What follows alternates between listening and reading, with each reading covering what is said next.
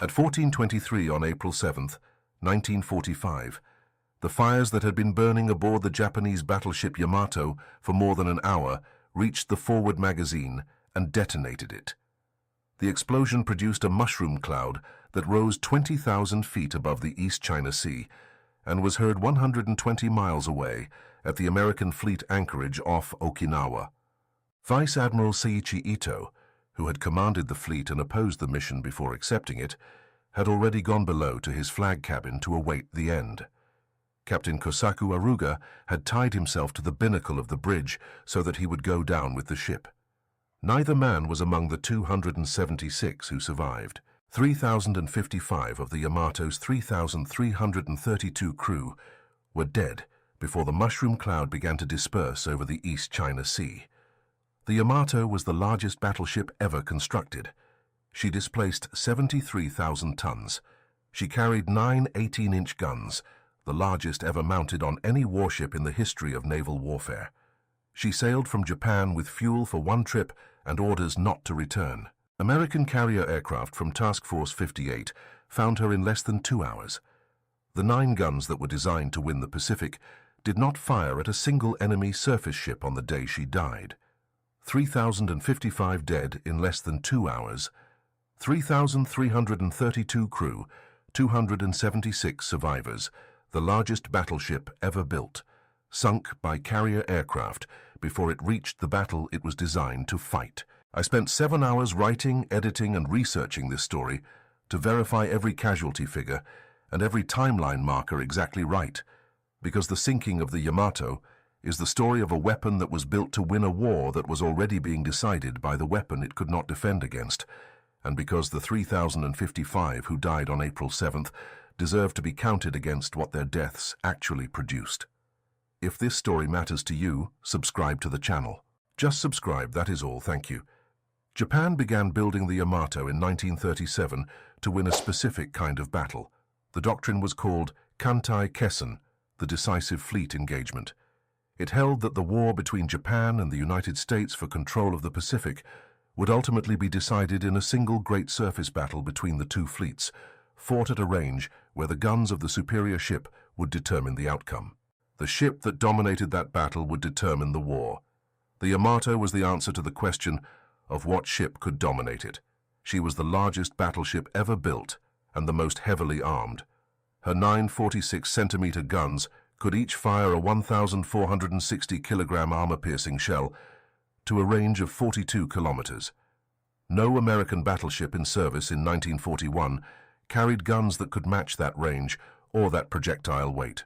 In a surface engagement between the two fleets at a range where the Yamato could engage, before the American battleships could reply effectively, Japan would win. The doctrine was internally coherent. The ship was built specifically to execute it. The problem with the doctrine was that it was obsolete before the Yamato was completed. The Yamato was formally commissioned on December 16, 1941, exactly 8 days after the attack on Pearl Harbor. In those 8 days, Japanese carrier aircraft had destroyed the American battle fleet at anchor at Pearl Harbor, and British carrier aircraft had sunk the battleship Prince of Wales and the battlecruiser Repulse at sea off Malaya. Both engagements demonstrated clearly that battleships under sustained air attack without adequate fighter cover were not the decisive weapons that Kantai Kessen had required them to be. The war Japan had designed the Yamato to fight had already been decided in favor of the weapon the Yamato could not adequately defend against. She was commissioned into a war where the decisive weapon was the aircraft carrier and the aircraft it launched, not the battleship and the guns it was built around. The Yamato spent the first 2 years of the Pacific War in port. The decision to keep her there was not a tactical failure or a failure of nerve. It was a rational calculation that the Yamato was too valuable to risk in any operation where she might face air attack without adequate fighter cover, and that the circumstances in which she could be safely employed, a surface engagement where friendly air superiority could be guaranteed, had not materialized.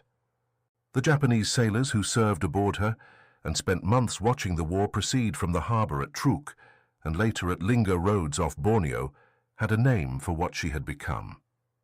They called her Hotel Yamato, and the name captured exactly the paradox she represented. The largest battleship ever built was a hotel because the war it had been built to fight declined to come to it. The one engagement where the Yamato fired her main guns at enemy surface ships was the Battle of Samar on October 25, 1944, during the larger engagement at Leyte Gulf. The Japanese center force, which included the Yamato, broke through San Bernardino Strait and encountered a group of American escort carriers and destroyers. The Yamato fired her 18-inch guns at the American escort carriers, the smallest and most lightly armed carriers in the American fleet. She hit and sank the escort carrier USS Gambier Bay with gunfire. She hit and sank 2 destroyers and a destroyer escort.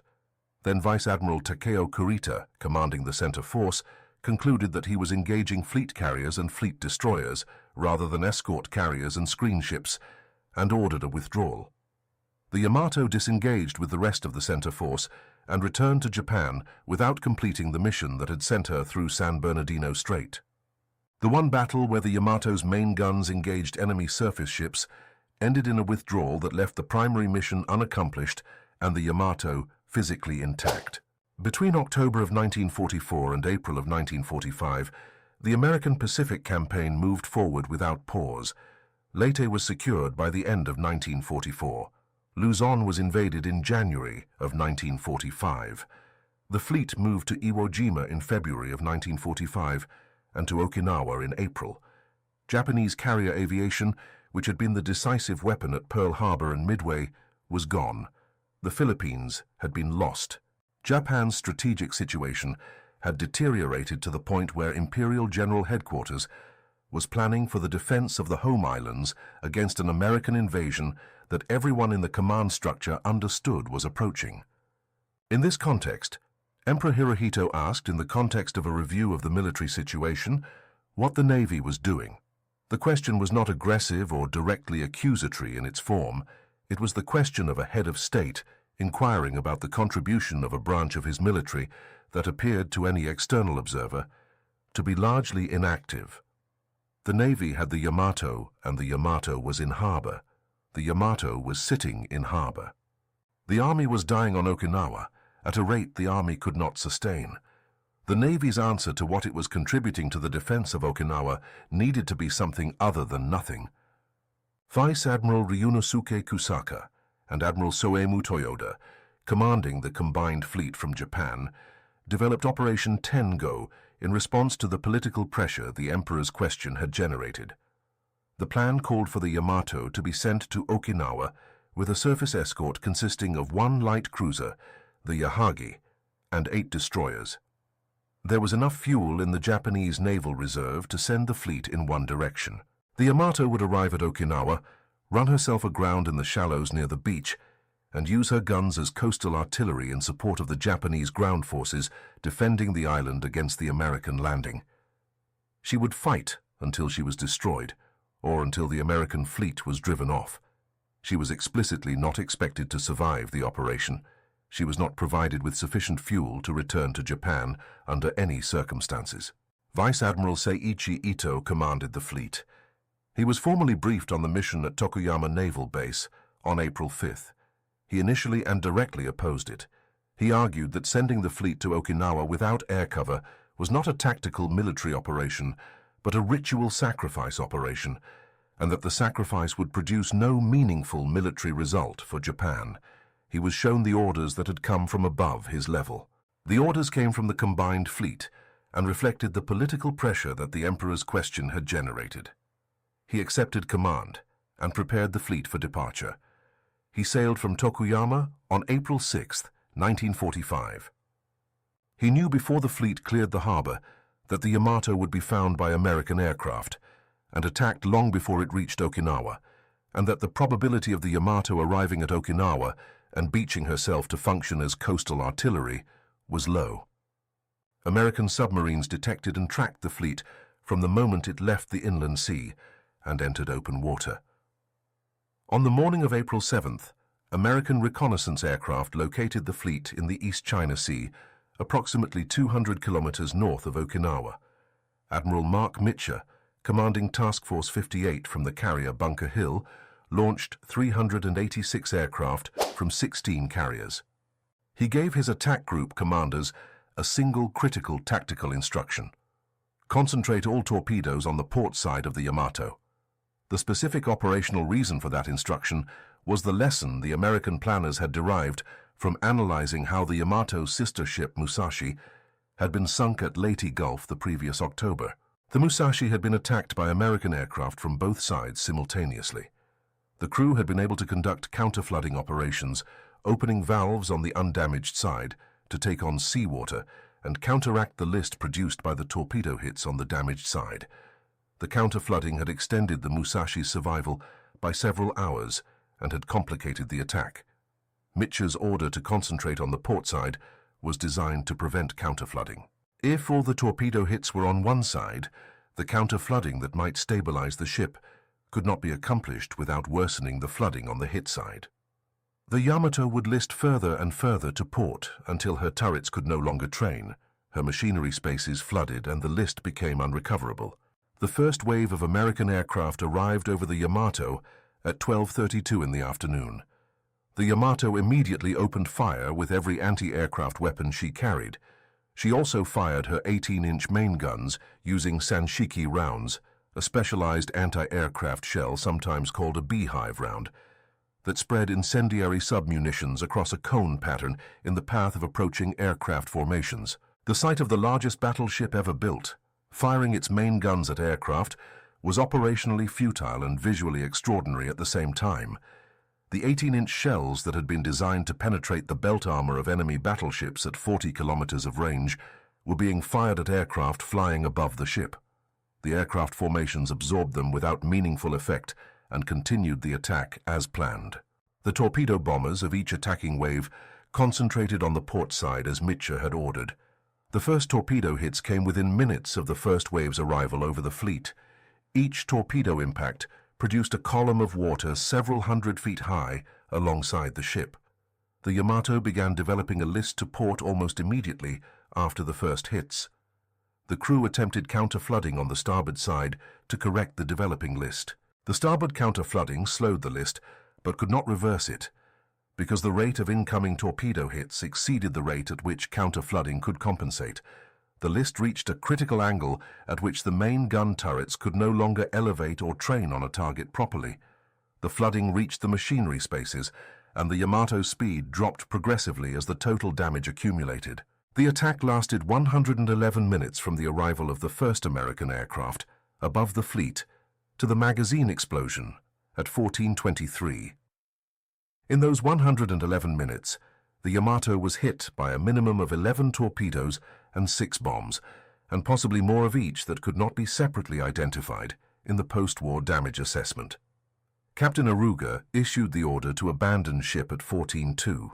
He tied himself to the binnacle on the bridge before the order could be effectively carried out. Vice Admiral Ito had already retired to his flag cabin below. The list reached 90 degrees at 14:23, at which point the ship was on its side. The forward magazine detonated at that angle. The mushroom cloud that resulted rose 20,000 feet. The largest battleship ever constructed was gone in 111 minutes from the first attack. The 276 survivors were rescued by Japanese destroyers in the hours after the explosion. The destroyers themselves had been under attack through the entire engagement from American aircraft and had suffered significant casualties of their own. The escort included the light cruiser Yahagi and 8 destroyers. The Yahagi was sunk by bombs and torpedoes early in the engagement. 4 of the 8 escorting destroyers were also sunk. The American attack against the entire fleet produced 3,665 Japanese dead when the escort casualties were counted alongside the Yamatos. The survivors were transported to Japan. Most survivors were returned to active service before the war ended, in August of 1945. They were among the last men who had sailed on the largest battleship ever built. Ensign Yoshida Mitsuru was one of the Yamato's survivors. He had been stationed at a lookout post when the attack began and had remained at his post through the engagement. He survived the sinking and was rescued by one of the destroyers. After the war ended, he wrote a memoir titled Senkan Yamato no Saigo, which was later translated into English under the title Requiem for Battleship Yamato. The Japanese edition was published in 1952. The English translation appeared in 1985. Yoshida's account is the most detailed first-person record available of the final hours of the Yamato from the perspective of someone who was aboard the ship during the entire attack. Without his memoir, the interior narrative of the sinking would depend on fragmentary survivor accounts and American attack records that described what the air crews saw from above, not what was happening below on the ship. The American aircraft losses in the attack were 10 planes and 12 men. The ratio of American losses to Japanese losses was 12 American dead to 3,055 Japanese dead in the same engagement. The ratio is a precise measure of what carrier aviation had become as a weapon system by April of 1945. Task Force 58 was the most powerful carrier strike force ever assembled to that date. Its 386 aircraft located and destroyed a fleet of 1 battleship, 1 light cruiser, and 8 destroyers in 111 minutes of sustained attack, losing 12 men in the process. Japan had built the Yamato to fight a battle that would be decisive. The Yamato's final engagement was decisive in a direction Japan had not intended when it built her. The Musashi, the Yamato's sister ship and the second largest battleship ever built, had been sunk at Leyte Gulf in October of 1944 after absorbing approximately 19 torpedo hits and 17 bomb hits over several hours of sustained American carrier aircraft attack. The length of time the Musashi survived the attack was partly the result of the crew flooding compartments on the undamaged starboard side to counteract the developing port list. That additional survival time had not changed the eventual outcome. It had changed the tactical approach that the Americans used in the next engagement against the same class of ship. The American decision at the Battle of the Sibuyan Sea, which is what the engagement at Leyte Gulf was called, to attack the Musashi from both sides simultaneously allowed the Japanese crew to partially compensate for the flooding. Mitchell's instruction to concentrate on the port side at the Yamato was the operational lesson derived from what had happened to the Musashi 6 months earlier. The lesson, properly applied at the Yamato 6 months later, cost Japan an additional 3,000 dead. The Yamato's main armament deserves a specific accounting because it is central to the story of what the ship was built to do and what it could not do. The 9 guns were arranged in 3 triple turrets, 2 positioned forward and 1 positioned aft. Each gun could fire an armor-piercing shell weighing 1,460 kilograms to a maximum range of 42 kilometers. The shells were specifically designed to penetrate the deck and belt armor of enemy battleships at battle ranges that corresponded to the Yamato's maximum advantage. No American battleship in the Pacific in 1945 carried guns larger than 16 inches.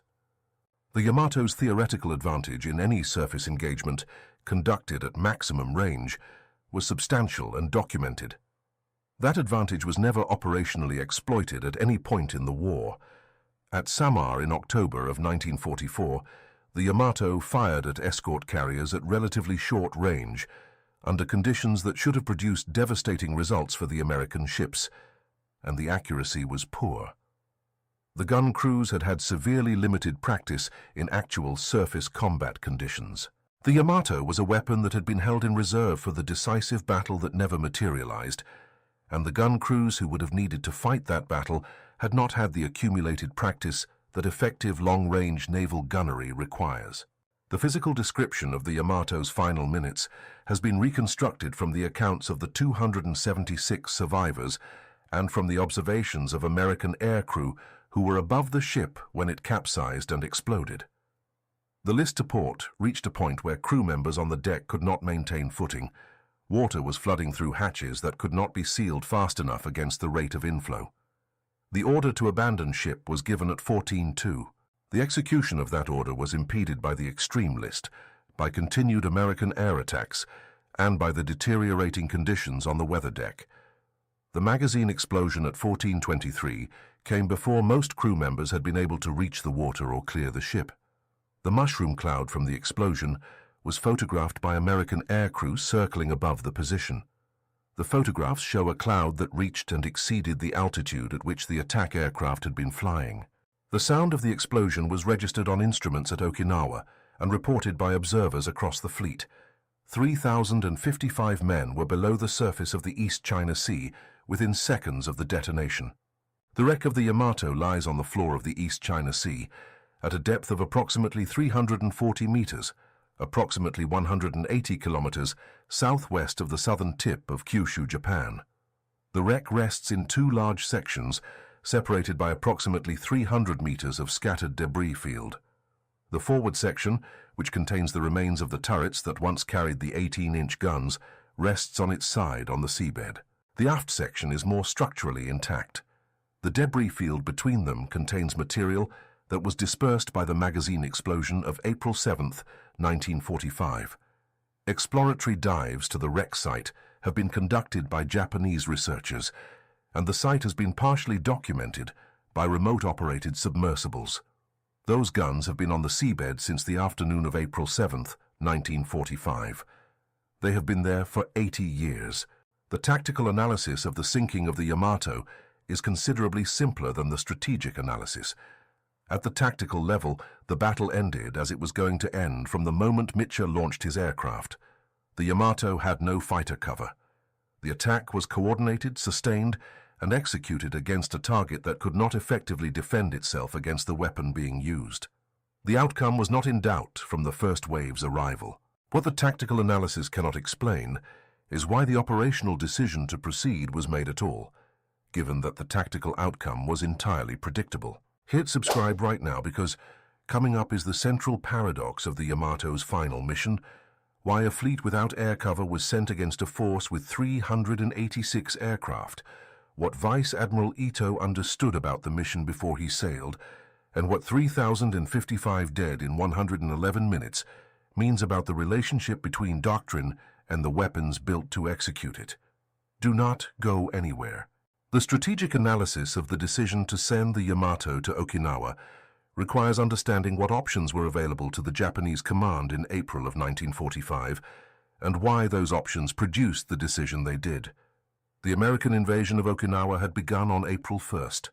The Japanese army on Okinawa was fighting the largest ground engagement of the Pacific War and suffering casualties that the Army's reserve capacity could not replace indefinitely. The kamikaze campaign against the American fleet was producing results. The kamikazes were sinking and damaging American ships at a rate that was significant but not sufficient to reverse the strategic situation.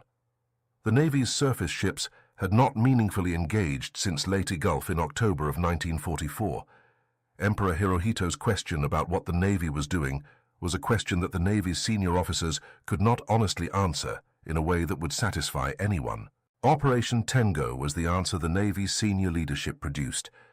The operational logic was that the Yamato, if she managed to reach Okinawa, could use her main guns to fire on the American invasion fleet and support the Japanese ground forces with naval gunfire from a beached position near shore.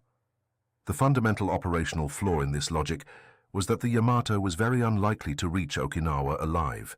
American aircraft would find her long before she arrived. Without fighter cover, she would be attacked by the same carrier aviation that had destroyed Japanese carrier aviation itself at the Philippine Sea in June of 1944. The Navy's senior officers who ordered the mission understood this explicitly. Vice Admiral Ito, who commanded the mission, understood it explicitly. The mission was ordered not because it was expected to succeed in military terms, but because the institutional and political pressure of the moment required the Navy to be seen doing something meaningful with the largest warship in its inventory. Ito's position before and during the mission was the position of a professional officer who had fully understood the operational reality and was being ordered to proceed regardless. He argued against the mission. His arguments were operationally correct. He was overruled by the Combined Fleet Command. He accepted command. He prepared the fleet for departure. He sailed on April 6th. He went below to his flag cabin when the attack began on April 7th and made no attempt to survive the outcome.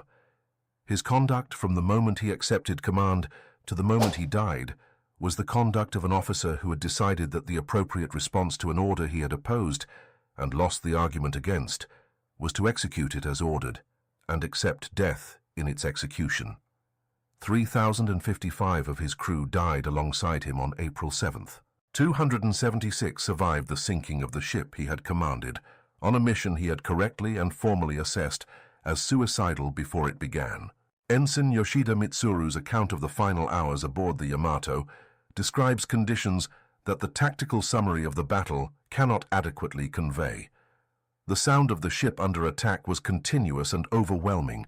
The angle of the deck increased progressively through the attack. Crew members who had been standing at their stations found themselves unable to maintain footing as the list developed. The interior of the ship was increasingly dark as power failed and as smoke from fires below penetrated the crew spaces. The noise from the impacts and the explosions was such that verbal communication became difficult. Men who had been stationed in exposed positions above deck were killed by the bomb hits and the strafing that accompanied the torpedo attacks. The magazines for the anti-aircraft guns were exhausted before the attack ended. The ship was still floating, still listing, still burning, and still attempting to fight when Aruga ordered abandon ship at 14:2. The decision of Captain Aruga to lash himself to the binnacle was a decision made in the last minutes before the ship capsized. He had given the order to abandon ship. He had fulfilled his operational obligation by issuing that order. He then made a personal decision about his own conduct that was consistent with the tradition of Japanese naval command and with the specific weight of commanding the largest warship in history on its final mission. He was not the only officer who did not attempt to survive. Vice Admiral Ito was below in his cabin. Several other senior officers made similar choices. The 276 who were rescued were predominantly crew members who had been positioned in locations where escape to the water was possible and who had survived the initial explosions. April 5, 1945. Vice Admiral Ito briefed on Operation Tengo at Tokuyama Naval Base. He formally opposes the mission. He is overruled. April 6th. Yamato departs Tokuyama with the Yahagi and 8 destroyers. Fuel, one way only. No air cover.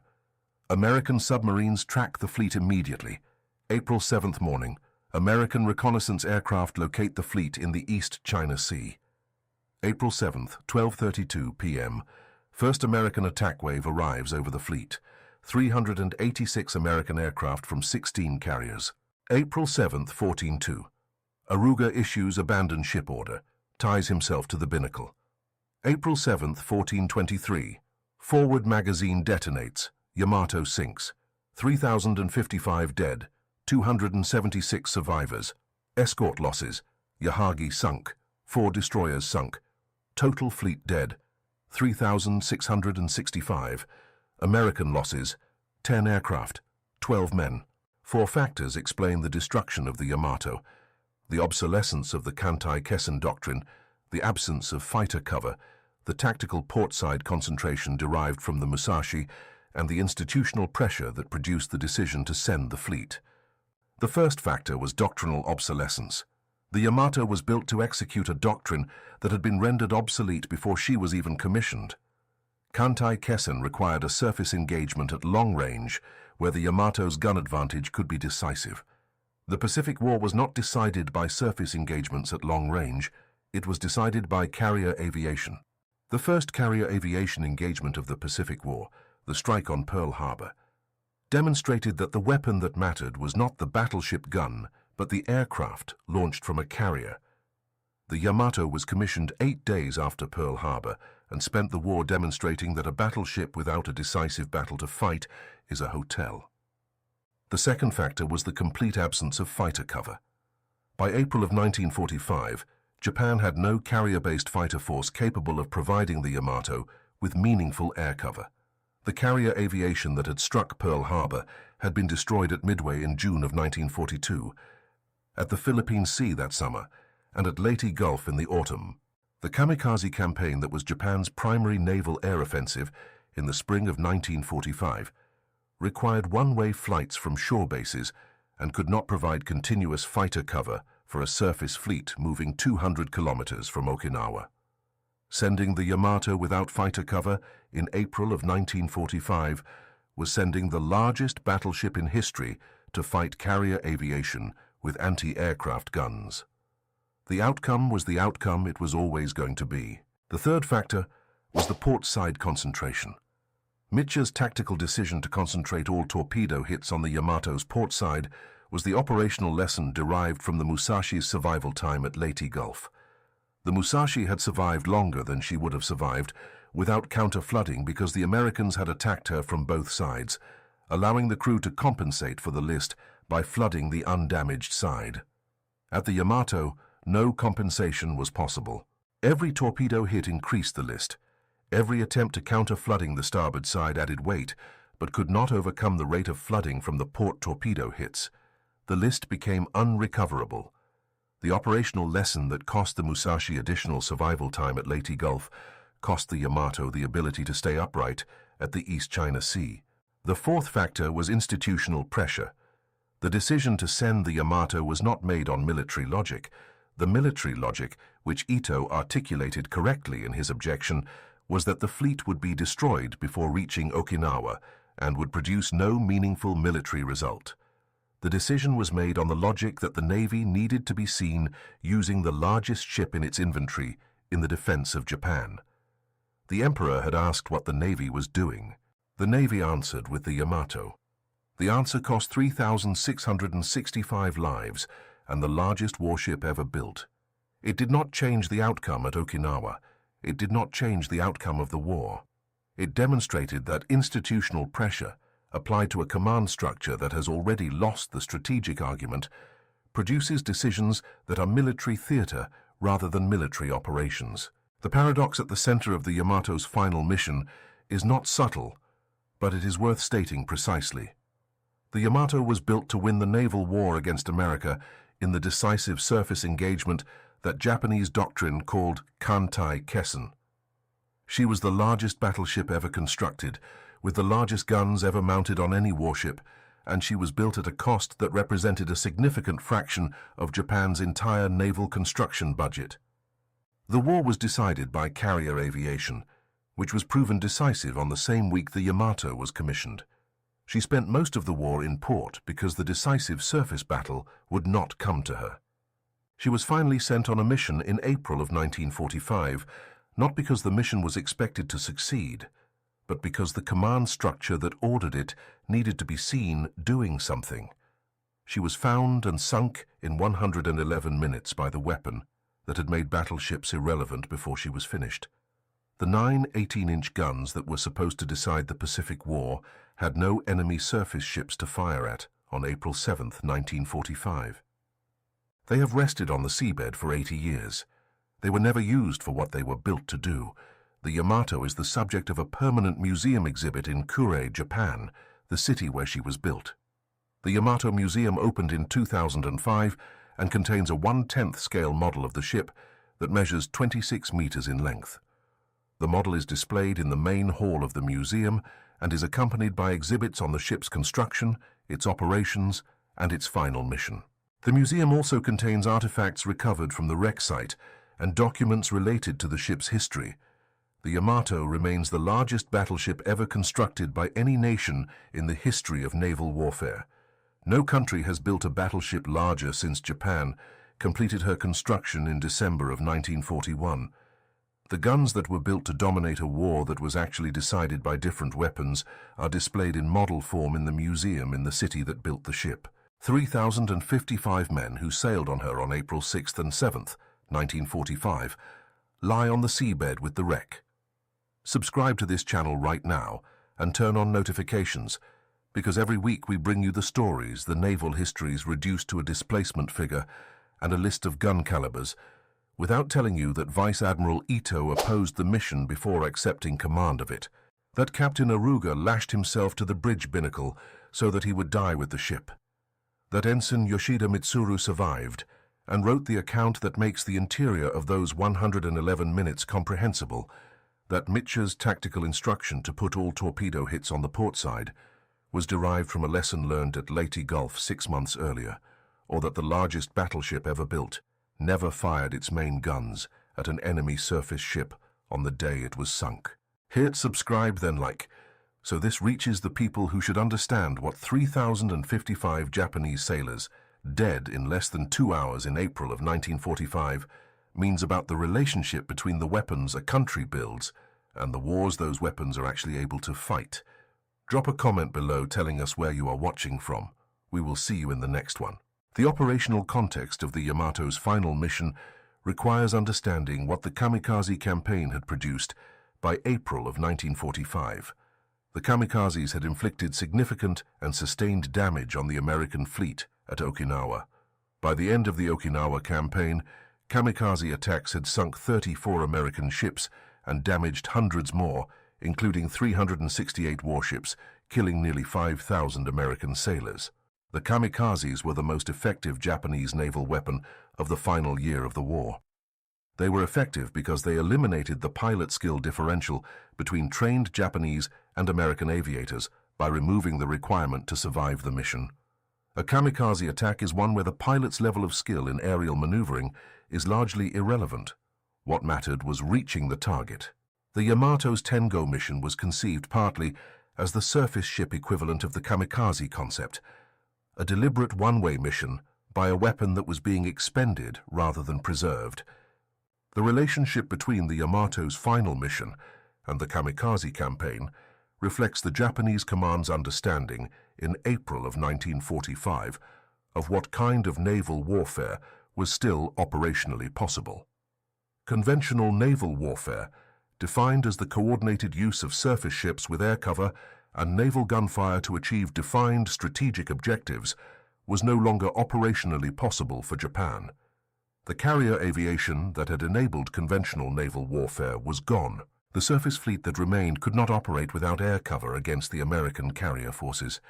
What remained was the possibility of one-way missions by weapons that would be destroyed in execution. The kamikazes were airborne one-way weapons. Operation Tengo was the surface ship equivalent. Both were expressions of the same strategic reality. Japan could no longer fight the war it had planned for, and was instead fighting the only war that remained operationally available to it. The Yamato Museum in Kure, which opened in 2005, contains a display that presents the final mission in a specific and documented way. The museum contextualizes Operation Tengo as an expression of a particular concept in Japanese military culture, the willingness to sacrifice the individual in service of a larger national obligation. The museum's framing of the mission is not hagiographic in a simple or uncritical sense. It presents the mission as it was, a decision made under extreme pressure, with full knowledge that the fleet would be destroyed, in response to political and institutional demands that produced a military operation whose military logic was acknowledged by the officers who ordered and commanded it to be insufficient. The display includes the original orders. It includes the objections that Vice Admiral Ito formally raised before sailing. It includes the outcomes. The 276 survivors of the Yamato were rescued by the remaining destroyers in the hours after the sinking. The rescue operations took place under difficult conditions. American aircraft were still in the operational area, and the surviving Japanese destroyers were themselves damaged from the engagement. The rescue was completed, and the destroyers returned to Japan. The survivors were individually debriefed by the Navy on their return to Japan. Most returned to service. The war ended 4 months later, with Japan's surrender in August of 1945. The survivors of the Yamato became the primary witnesses to the battle that the historical record and the Yamato Museum have since reconstructed. Without their accounts and without Yoshida's memoir, the interior of the 111 minutes would be accessible only from the outside, from the perspective of the American aircrew who attacked, rather than the Japanese crew who died. The American aircrew who attacked the Yamato on April 7, 1945, also left accounts of what they saw. Their perspective from above the ship is the complement of Yoshida's perspective from inside it. They describe formations of torpedo bombers approaching through anti-aircraft fire that was intense but increasingly poorly coordinated as the later waves arrived, because the earlier attacks had already damaged the fire control systems and reduced the readiness of the anti-aircraft crews. They described the smoke and the spreading fires visible from altitude before the final attack waves reached the target. They described the distinctive column of water thrown up by each torpedo hit alongside the ship. They described the mushroom cloud from the magazine detonation and the way it rose above the altitude at which the attacking aircraft had been flying during the engagement. The battle on April 7th produced accounts from both sides that together constitute the most complete picture available of what carrier aviation had become by the final year of the Pacific War.